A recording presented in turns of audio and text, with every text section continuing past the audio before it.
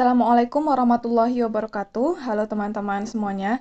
Di video kali ini kita akan bahas latihan soal TWK CPNS 2023 dan video ini video yang ke-52. Oke, soal yang pertama. 3 dimensi yang menunjukkan keterbukaan Pancasila sebagai ideologi adalah A. Reformatif, dinamis, fleksibel, B. Dinamis, fleksibel, berubah-ubah, C. Realitas, idealisme, fleksibel, D. Idealisme, dinamis, realitas, E. Realitas, dinamis, reformatif.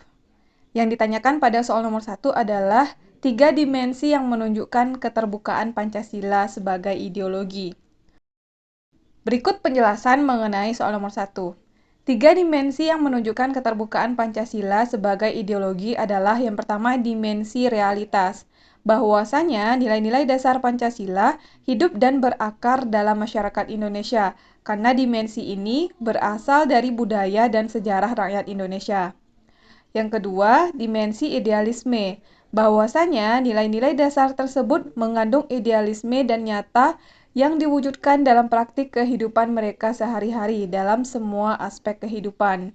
Yang ketiga, dimensi fleksibilitas, bahwasanya ideologi tersebut dapat mengembangkan pemikiran-pemikiran baru yang relevan tanpa menghilangkan hakikat jati dirinya.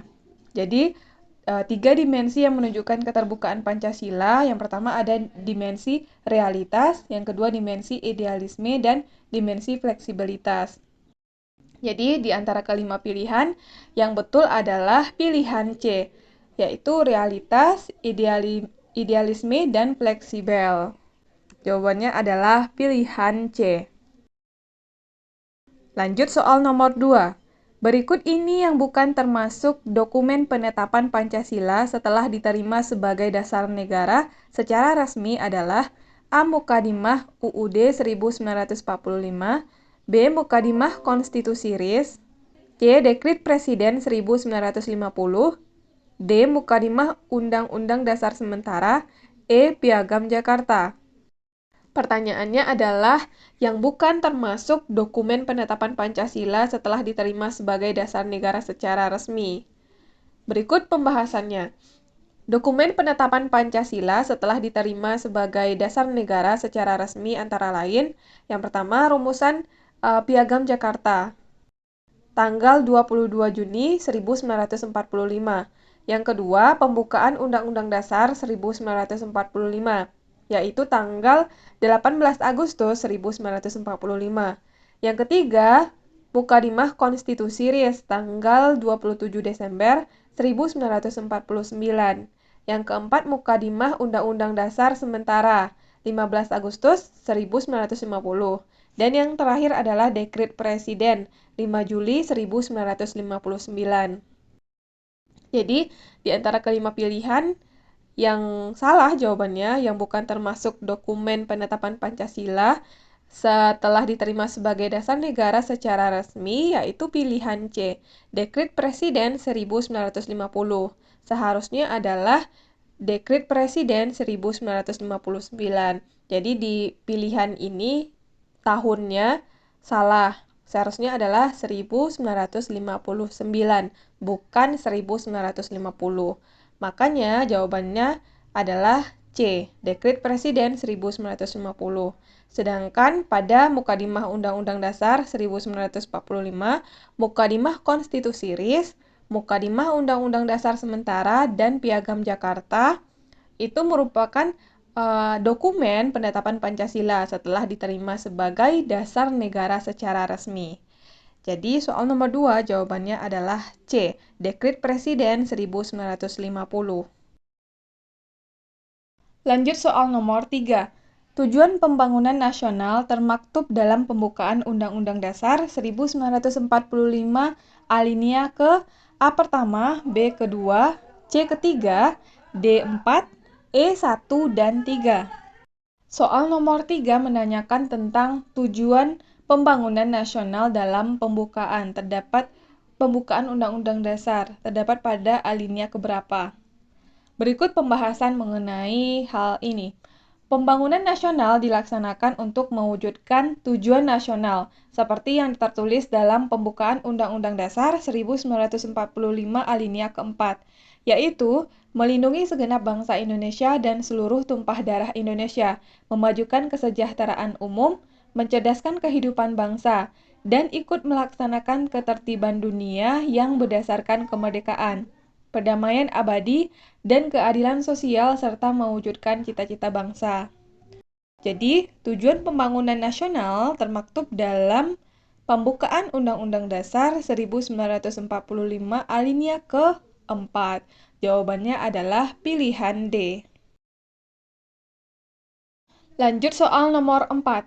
Pancasila sebagai paradigma pembangunan sosial budaya adalah dengan mewujudkan A. Menutup diri dari dunia luar dan budaya asing, B. Menganggap bahwa nilai-nilai yang ada dalam masyarakat tidak relevan lagi, C. Pembangunan sosial dan budaya yang berfokus pada suku atau kelompok tertentu, D. Pembangunan sosial budaya dilaksanakan demi terwujudnya masyarakat yang demokratis, aman, tentram, dan damai, E. Penelitian terhadap suatu budaya daerah tertentu agar tetap terjaga kelestariannya. Pertanyaannya adalah Pancasila sebagai paradigma pembangunan sosial budaya adalah dengan mewujudkan di antara kelima pilihan ini apa jawabannya yang benar. Berikut pembahasannya. Berdasarkan Sila Persatuan Indonesia, pembangunan sosial budaya dikembangkan atas dasar penghargaan terhadap nilai sosial dan budaya-budaya yang beragam di seluruh wilayah Nusantara, menuju pada tercapainya rasa persatuan sebagai bangsa. Pancasila sebagai paradigma pembangunan sosial budaya dilaksanakan demi terwujudnya masyarakat yang demokratis, aman, tentram, dan damai. Jadi, soal nomor 4, jawabannya adalah pilihan D, yaitu pembangunan sosial budaya dilaksanakan demi terwujudnya masyarakat yang demokratis, aman, tentram, dan damai. Pilihan A menutup diri dari dunia luar dan budaya asing jelas salah. B. Menganggap bahwa nilai-nilai yang ada dalam masyarakat tidak relevan lagi juga bukan. C. Pembangunan sosial dan budaya yang berfokus pada suku atau kelompok tertentu juga bukan. E. Penelitian terhadap suatu budaya daerah tertentu agar tetap terjaga kelestariannya juga bukan jawabannya. Jadi soal nomor 4 jawabannya adalah D. Pembangunan sosial budaya dilaksanakan demi terwujudnya masyarakat yang demokratis, aman, tentram, dan damai. Lanjut soal nomor 5. Kebebasan atas hak milik dan jaminan sosial serta mendapatkan pekerjaan dan perlindungan kesehatan merupakan hubungan HAM dengan Pancasila, sila A. Ketuhanan yang Maha Esa, B. Kemanusiaan yang adil dan beradab, C. Persatuan Indonesia, D. Kerakyatan yang dipimpin oleh hikmat kebijaksanaan dalam permusyawaratan dan perwakilan, E. Keadilan sosial bagi seluruh rakyat Indonesia. Kebebasan atas hak milik dan jaminan sosial, serta mendapatkan pekerjaan dan perlindungan kesehatan merupakan hubungan HAM dengan Pancasila sila keberapa? Berikut penjelasannya. Kebebasan atas hak milik dan jaminan sosial, serta mendapatkan pekerjaan dan perlindungan kesehatan. Sila ini mengandung prinsip usaha bersama dalam mencapai cita-cita masyarakat yang adil dan makmur, merupakan hubungan HAM dengan Pancasila sila keadilan sosial bagi seluruh rakyat Indonesia. Jadi, kebebasan atas hak milik dan jaminan sosial serta mendapatkan pekerjaan dan perlindungan kesehatan merupakan hubungan HAM dengan Pancasila sila kelima, yaitu pilihan E, keadilan sosial bagi seluruh rakyat Indonesia. Lanjut soal nomor 6. Salah satu dari 3 ketua BPUPKI yang dilantik oleh Jepang adalah A. Mohihatta, B. R.P. Suroso, C. Ahmad Subarjo, D. Supomo, E. Muhammad Yamin. Salah satu dari 3 ketua BPUPKI yang dilantik oleh Jepang. Berikut pembahasan mengenai BPUPKI. BPUPKI yang dibuat Jepang pada tanggal 28 Mei 1945 bertepatan dengan hari kelahiran Kaisar Jepang, yaitu Kaisar Hirohito. Adapun keanggotaan yang terbentuk berjumlah 67 orang dengan Ketua DR KRT Rajiman Widyo-Diningrat dan RP Suroso dan seorang Jepang sebagai wakilnya, Ichi Bangase, ditambah 7 orang Jepang yang tidak memiliki suara. Insinyur Soekarno yang pada waktu itu juga dicalonkan menjadi ketua, menolak pencalonannya karena ingin memperoleh kebebasan yang lebih besar dalam perdebatan, karena biasanya peranan ketua sebagai moderator atau pihak yang menengahi dalam memberi keputusan tidak mutlak. Pada tanggal 28 Mei 1945, dilangsungkan upacara peresmian BPUPKI yang dihadiri oleh Panglima Tentara Jepang Wilayah ke-7 Jenderal Itagaki dan Panglima Tentara ke-16 di Jawa Letnan Jenderal Nagano. BPUPKI mulai melaksanakan tugasnya dengan melakukan persidangan untuk merumuskan Undang-Undang Dasar bagi Indonesia kelak. Hal utama yang dibahas adalah dasar negara bagi negara Indonesia merdeka. Selama melaksanakan tugasnya, BPUPKI melakukan 2 kali sidang pada tanggal 29 Mei sampai 1 Juni 1945 dan 10 sampai 17 Juli 1945. Jadi di antara ke-5 pilihan ini yang merupakan salah satu dari 3 ketua BPUPKI yang dilantik oleh Jepang adalah pilihan B, yaitu R.P. Suroso. Jadi jawabannya adalah pilihan B. Lanjut soal nomor 7. Indonesia sebagai sebuah negara kesatuan memiliki fungsi mutlak. Berikut ini yang bukan termasuk fungsi mutlak negara kesatuan, yaitu A. Dilakukannya penerbitan untuk mewujudkan kestabilan dan tujuan bersama. B. Menegakkan supremasi hukum melalui lembaga hukum yang ada. C. Membentuk sistem pertahanan untuk melindungi dari kemungkinan terjadinya serangan dari pihak luar dan dalam. D. Mewujudkan kesejahteraan dan kemakmuran rakyat secara merata. E. Membentuk pemerintahan republik absolut. Yang ditanyakan adalah Indonesia sebagai sebuah negara kesatuan memiliki fungsi mutlak, yang bukan termasuk fungsi mutlak negara kesatuan. Oke, berikut pembahasannya. Fungsi mutlak negara kesatuan Republik Indonesia adalah yang pertama, mengusahakan kesejahteraan dan kemakmuran rakyat secara merata. Yang kedua, menegakkan keadilan dan menciptakan supremasi of law melalui badan-badan peradilannya. Yang ketiga, melaksanakan penerbitan law and order, sehingga terjadi kestabilan dan mencapai tujuan bersama. Yang keempat, pertahanan untuk menjaga kemungkinan timbulnya serangan dari luar dan dalam.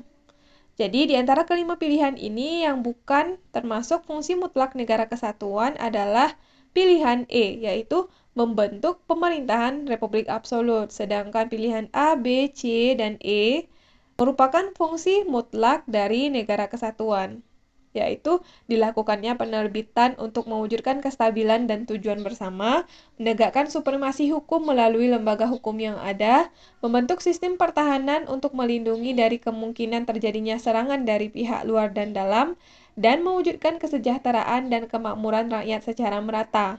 Jadi yang bukan fungsi mutlak negara kesatuan adalah pilihan E, membentuk pemerintahan republik absolut. Lanjut soal nomor 8. Tugas dan wewenang MPR diatur dalam Undang-Undang Dasar 1945 pasal A 3 ayat 1, B 4 ayat 2, C 5 ayat 1, D 6 ayat 2, E 7. Tugas dan wewenang MPR. Oke, berikut pembahasan mengenai tugas dan wewenang MPR yang diatur dalam Undang-Undang Dasar 1945 pasal 3. Antara lain yang pertama, pasal 3 ayat 1 itu bunyinya mengubah dan menetapkan Undang-Undang Dasar. Pasal 3 ayat 2 bunyinya melantik presiden dan wakil presiden. Pasal 3 ayat 3 bunyinya memberhentikan presiden dan wakil presiden dalam masa jabatannya menurut Undang-Undang Dasar. Jadi, tugas MPR ini diatur dalam pasal 3 Undang-Undang Dasar. Sedangkan pasal 4 ayat 2 dalam melakukan kewajibannya, presiden dibantu oleh 1 orang wakil presiden. Berarti ini salah. Pasal 5 ayat 1, presiden berhak mengajukan rancangan undang-undang kepada Dewan Perwakilan Rakyat. Juga salah. 6 ayat 2, syarat-syarat untuk menjadi presiden dan wakil presiden diatur lebih lanjut dengan undang-undang. Juga bukan. Pasal 7, presiden dan wakil presiden memegang jabatan selama 5 tahun, dan sesudahnya dapat dipilih kembali dalam jabatan yang sama hanya untuk 1 kali masa jabatan. Jadi, tugas dan wewenang MPR diatur dalam pasal 3 ayat 1. Jawabannya adalah pilihan A. Lanjut soal nomor 9. Dalam hal pembentukan perundang-undangan, wewenang presiden antara lain sebagai berikut, kecuali A. Presiden berhak untuk mengajukan rancangan undang-undang kepada Dewan Perwakilan Rakyat. B. Presiden menetapkan peraturan pemerintah untuk menjelaskan undang-undang yang sudah ada sebagaimana mestinya. C. Setiap rancangan undang-undang yang dibuat oleh Presiden akan dibahas dalam rapat Dewan Perwakilan Rakyat dan disahkan jika disetujui oleh anggota rapat. D. Presiden mengesahkan rancangan undang-undang yang telah dibahas dan disetujui bersama untuk menjadi undang-undang. E. Dalam hal ihwal kepentingan yang memaksa, Presiden berhak untuk menetapkan rancangan peraturan pemerintah pengganti undang-undang. Jadi, yang ditanyakan adalah dalam hal pembentukan perundang-undang apa wewenang Presiden. Tapi yang ditanyakan kecuali. Jadi, yang bukan wewenang Presiden dalam hal pembentukan perundang-undangan. Oke, berikut pembahasannya. Dalam hal pembentukan peraturan perundang-undangan, wewenang Presiden antara lain sebagai berikut, yaitu Pasal 5 Ayat 1, Presiden berhak untuk mengajukan rancangan undang-undang kepada Dewan Perwakilan Rakyat. Pasal 5 Ayat 2, Presiden menetapkan peraturan pemerintah untuk menjelaskan undang-undang sebagaimana mestinya. Pasal 20 Ayat 2, setiap rancangan undang-undang dibahas oleh Dewan Perwakilan Rakyat dan Presiden untuk mendapatkan persetujuan bersama. Pasal 20 Ayat 4, Presiden mengesahkan rancangan undang-undang yang telah disetujui bersama untuk menjadi undang-undang. Pasal 22 Ayat 1, dalam hal ihwal kegentingan yang memaksa, Presiden berhak untuk menetapkan peraturan pemerintah pengganti undang-undang. Jadi, berdasarkan kelima pilihan ini, yang bukan wewenang Presiden dalam hal pembentukan perundang-undangan adalah pilihan C, yaitu setiap rancangan undang-undang yang dibuat oleh Presiden akan dibahas dalam rapat Dewan Perwakilan Rakyat dan disahkan jika disetujui oleh anggota rapat. Seharusnya adalah dengan persetujuan bersama. Jadi jawabannya adalah pilihan C. Lanjut soal nomor 10. Berikut ini yang merupakan pengertian dari hukum privat dan publik yang benar adalah A. Hukum privat itu hukum yang mengatur hubungan antara orang yang satu dengan yang lain dengan menitik beratkan pada kepentingan perseorangan. Sedangkan hukum publik yaitu hukum yang mengatur hubungan antara negara dengan alat kelengkapannya atau hubungan antara negara dengan warga negara. B. Hukum privat yaitu hukum yang mengatur hubungan antara negara dengan alat kelengkapannya atau hubungan antara negara dengan warga negara. Sedangkan hukum publik yaitu hukum yang mengatur hubungan antara orang yang satu dengan yang lain, dengan menitik beratkan pada kepentingan perseorangan. C. Hukum privat yaitu hukum dalam suatu negara berlaku umum, sedangkan hukum publik yaitu hukum yang timbul dari hukum objektif dan berlaku pada orang tertentu atau lebih. D. Hukum privat yaitu hukum yang dalam keadaan bagaimanapun mempunyai paksaan mutlak, sedangkan hukum publik yaitu hukum yang dapat dikesampingkan apabila pihak-pihak yang bersangkutan telah membuat peraturan sendiri. E. Hukum privat yaitu hukum yang memuat peraturan yang mengatur kepentingan dan hubungan yang berwujud perintah-perintah dan larangan, sedangkan hukum publik yaitu hukum yang membuat peraturan yang mengatur tentang bagaimana cara melaksanakan hukum material. Jadi yang ditanyakan pada soal nomor 10 adalah pengertian dari hukum privat dan hukum publik.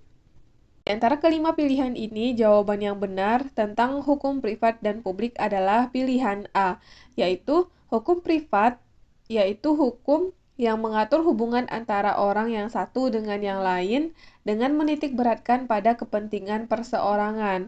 Sedangkan hukum publik yaitu hukum yang mengatur hubungan antara negara dengan alat kelengkapannya atau hubungan antara negara dengan warga negaranya.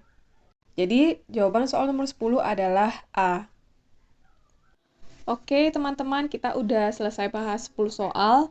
Mudah-mudahan video ini bermanfaat untuk teman-teman semuanya. Terima kasih buat yang udah nonton video ini.